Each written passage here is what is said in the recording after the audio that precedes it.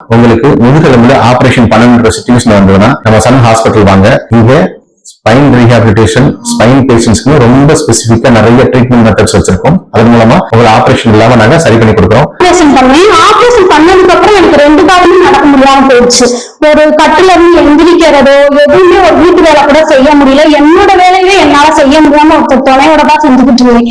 அப்புறம் சாரோட ஹாஸ்பிட்டல் பத்தி கேள்விப்பட்டு இங்க வந்தப்ப நான் படியேறணும்னு சொன்னா 2 வாயில தூக்கிட்டு தான் போனாங்க.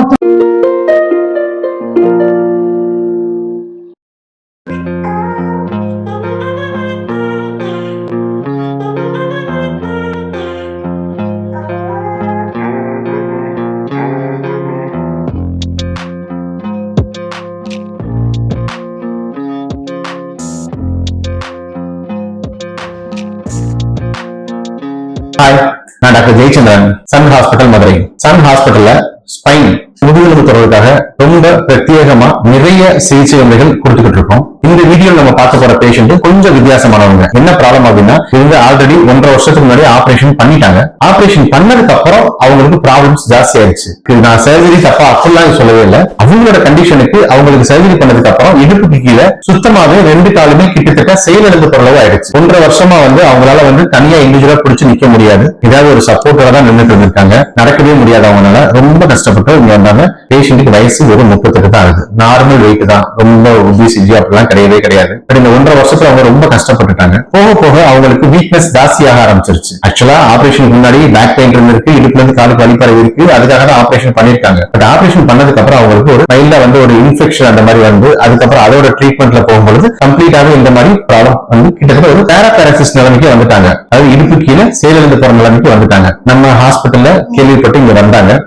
அவங்களுக்கு பிசியோதெரபி ட்ரீட்மெண்ட் கொடுத்தோம். கிட்டத்தட்ட 1 மாசம் நம்ம ஹாஸ்பிட்டல் இருந்தாங்க. இப்ப அவங்க சப்போர்ட் இல்லாம நிக்கிறாங்க. கிட்டத்தட்ட சப்போர்ட் இல்லாம நடக்கிறாங்க. நீங்க ஹாஸ்பிட்டல் வந்தப்போ அவங்க மாடிக்கு ஷிஃப்ட் பண்ணப்போ 2 பேர் 3 பேர் சேர்ந்துதான் அவங்க மேல கூட்டிட்டு போற மாதிரி இருந்தது. கிட்டத்தட்ட தூக்கிட்டு போற மாதிரி தான் அவங்க இது பண்ண மாதிரி இருந்தது. திருப்பி அவங்க இந்த ரிவ்யூ கொடுக்கறதுக்காக கீழே எந்த ரூம் போடும்போது அவங்க தனியா படிக்கட்டு இறங்கி நடந்து வந்தாங்க. இது முழுக்க அவங்களோட முயற்சி ஒரு முக்கியமான காரணம். ரொம்ப கஷ்டப்பட்டாங்க. கஷ்டப்பட்டு எக்ஸசைஸ் பண்ணாங்க. ஃபுல் அண்ட் ஃபுல் அவங்களுக்கு காலையில 9 மணிக்கு நாங்க ட்ரீட்மெண்ட் ஆரம்பிச்சு நைட் 9 மணி வரைக்கும் ட்ரீட்மெண்ட் எக்ஸசைஸ் எல்லாமே கொடுப்போம். ஆனா அவங்க காலைல 6 மணிக்கு ஆரம்பிச்சு 6 to 8 ஒரு செஷன் ஃபுல்லா அவங்களாவே எக்ஸசைஸ் ஃபுல்லாவே முடிச்சிருவாங்க. அவ்வளவு தூரம் டெடிகேட்டடா எக்ஸசைசஸ் ட்ரைனிங் எல்லாமே எடுத்துக்கிட்டாங்க.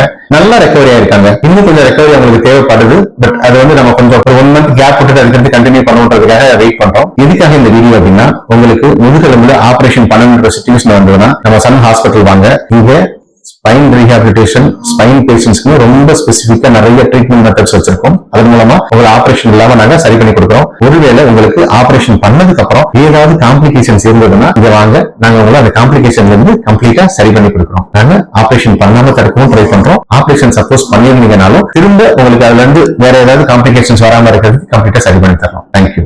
இது நித்யா பேஷண்டோட ஆபரேஷனுக்கு முன்னாடி எடுத்த ஸ்கேன் ரிப்போர்ட் 3 செப்டம்பர் 2022. அதை எடுத்து பார்த்தப்ப அவங்களுக்கு L4 L5 லெவல்ல 0.8 mm தான் இருந்திருக்கு டயாமீட்டர். அதே மாதிரி L5S 0.7 mm தான் இருந்திருக்கு. என்ன கம்ப்ளைண்ட் இருந்திருக்கு அப்படின்னா, posterior disc osteophyte complex at L4 L5 level causing thecal sac, indentation and narrowing of spinal canal and lateral access. முதுகெலும்புல L4 L5 லெவல்ல ஆஸ்டியோஃபைட்ஸ் இருக்கு, ஜவ்வு விலகி இருக்கு, அது ஸ்பைனல் கெனால சுருக்கி இருக்கு. இந்த மாதிரி பண்ணதுனாலதான் அவங்களுக்கு இடுப்புல இருந்து காலுக்கு வலி அதிகமா பரவ அளவுக்கு அவங்களுக்கு மோசமாயிருக்கு. இது ஆபரேஷனுக்கு அப்புறம் எடுத்தது. இது 5 ஜூன் 2023 எடுத்தது. அப்ப பாத்தீங்கன்னா அப்பயுமே அவங்களுக்கு L4 L5 லெவல்ல டயாமீட்டர் 0.9 mm இருக்கு.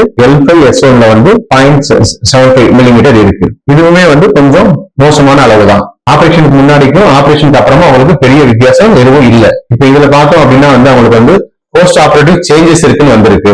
இடிமா இருக்குன்னு வந்திருக்கு. அதாவது ஒரு சின்னதா ஒரு நீட் கோர்த்த மாதிரியான ஒரு வீக்க அவங்களுக்கு L4 L5 வெட்டிட்டால இருந்திருக்கு. அது நார்மலா ஆபரேஷனுக்கு அப்புறம் எடுத்ததுனால அந்த மாதிரி வந்திருக்கலாம். இவங்களுக்கு கொஞ்சம் ப்ராப்ளம் சிவியர் ஆனதுனாலதான் இவங்களால இடுப்புக்கு கீழே செயலிழந்து போற அளவுக்கு மோசம் ஆயிடுச்சு. என்னோட பேர் நித்யா.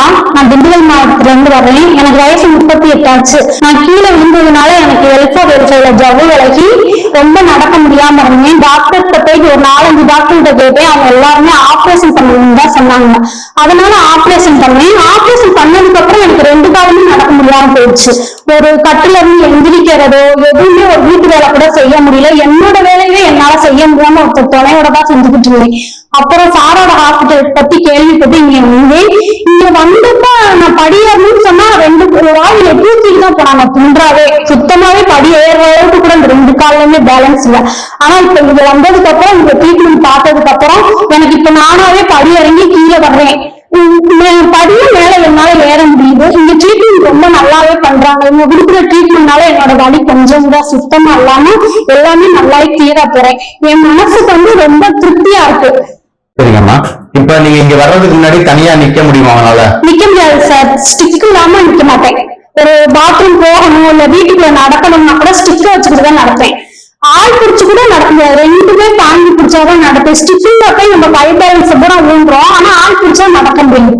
இப்போ ஒரு ஆள் லேசா சும்மா கையை பிடிச்சா கூட நடக்கிறேன் நான். கால்ல மதமதப்பது கால்ல மதமதப்பெல்லாம் இல்ல சார். ஆனா கால்ல எப்படி சொல்றது, கீழே ஊனுனா வலிக்கிட்டே போயிடும். அப்படியே காலை வலிக்கு கீழே ஊனவே முடியாது. இப்ப அந்த மாதிரி எல்லாம் இல்ல. வந்ததுக்கு ஊனி எழுந்திருக்கிறேன். நல்லாவே தரையில காலை ஊனி எழுந்திருக்கிறேன். முன்னாடி கால்ல இருந்த தெம்பு இப்ப நல்லா இருக்கா? இப்ப கால்ல எப்படி இருக்கு? இருக்கு சார். முதல்ல ஒரு கால் பேலன்ஸ் வந்து சுத்தமாவே இல்ல. ஒரு கால சும்மா லேசாதான் இருந்துச்சு. இப்போ ஒரு கால நல்லாவே இருக்கு. இந்த கால்ல இப்ப கொஞ்சம் முன்னேற்றமாவே இருக்கு. நல்லாவே கால் ஊன்ற அளவுக்கு முன்னேற்றமாவே இருக்கு சார். ஒருவேளை ஆபரேஷனுக்கு முன்னாடியே வந்திருந்தீங்கன்னா அவங்க ஆபரேஷன் இல்லாமே சரி பண்ணி கொடுத்திருப்போம்மா. ஆமாங்க சார். அது வந்து எனக்கு எப்படின்னா இது தெரியல. எனக்கு இந்த ஹாஸ்பிட்டல் இருக்குன்னு தெரியல. நானும் குறைஞ்சு 1.5 வருஷம் நான் இப்படியே இதே நிலைமையில இருக்கேன். முன்னாடியே எனக்கு தெரிஞ்சிருந்தா 20 நாள்ல நான் நல்லாவே போய் வேலைக்கெல்லாம் போயிருந்துருக்கலாம் சார். சரிங்கம்மா, ஓகேங்கம்மா. சன் ஹாஸ்பிட்டலுக்கு ரொம்ப நன்றி சார். என்னை எல்லாருமே நல்லாவே பார்த்துக்கிட்டாங்க. ரொம்ப ரொம்ப நன்றி.